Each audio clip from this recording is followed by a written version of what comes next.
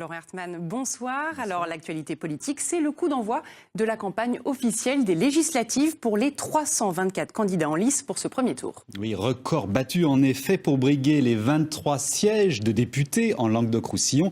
Eh bien, 324 candidats au total se sont officiellement inscrits. C'est 25 de plus qu'au premier tour en 2012. Vous pouvez découvrir sur cette carte leur répartition par département.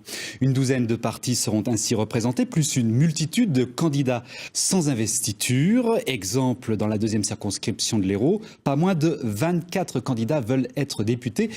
C'est un record pour la région, mais ce n'est pas le record absolu qui est détenu par une circonscription de Guadeloupe avec Delphine, 82 candidats.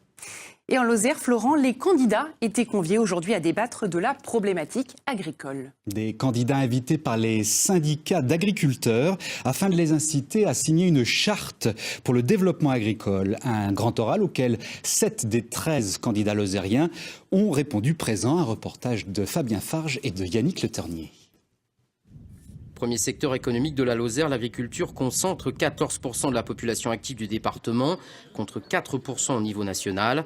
Un enjeu majeur pour les syndicats agricoles qui ont établi une charte sur le développement de leur activité et demandé aux 13 candidats de s'engager, comme l'explique Julien Tuffery, le président des jeunes agriculteurs de la Lozère. Cette charte, elle a permis de poser les choses, d'expliquer clairement quelle était la vision de toute une profession pour son avenir. Et je crois que ça c'est important. Là, ça a été un moment précis, un temps fort dans lequel on a dit, voilà nos propositions. Ils sont donc 7 sur 13 à avoir signé ce document et parmi eux le député Les Républicains sortant, Pierre Morel à l'huissier et le candidat sans étiquette, Régis Turc. Ce dernier défend une idée selon lui complémentaire de cette charte, celle d'une zone franche pour la Lozère. Cet électrochoc, je le voyais à travers une zone franche. Donc avec des avantages fiscaux, avec des avantages sociaux, c'est-à-dire un allègement et même une suppression de taxes sur les salaires pour les petits salaires, etc. Ça permettrait d'inciter les entreprises à s'installer, d'aider à la changement de propriétaire d'une entreprise, etc. Serge Guessot, le candidat du Parti communiste, était lui aussi présent, mais il a refusé de paraffer la charte. De son côté, Christian Causse, le candidat de la France insoumise, n'a pas souhaité participer au débat ni signer la charte. Il explique pourquoi.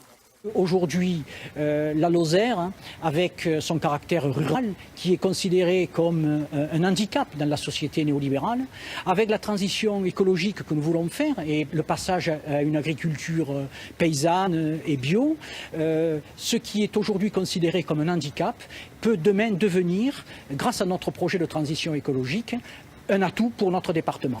S'ils ne sont pas tous d'accord sur la charte, plusieurs des candidats saluent la nomination de Jacques Mézard comme nouveau ministre de l'Agriculture.